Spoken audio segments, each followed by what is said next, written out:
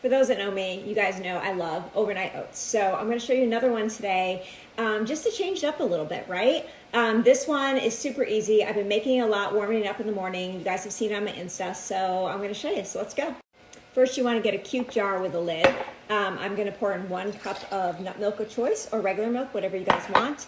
A tablespoon of hemp seeds, a tablespoon of chia seeds, 1/3 cup of just kind of rolled oats, not the quick cooking, but the regular, and a teaspoon of vanilla extract, and then pink Himalayan sea salt. Just brings out the flavor. And then you can, this is optional, a 1/4 teaspoon of cinnamon. I like to add it, adds a little kick of a flavor. And that's it. All you're gonna do is combine those ingredients, as you guys can see here.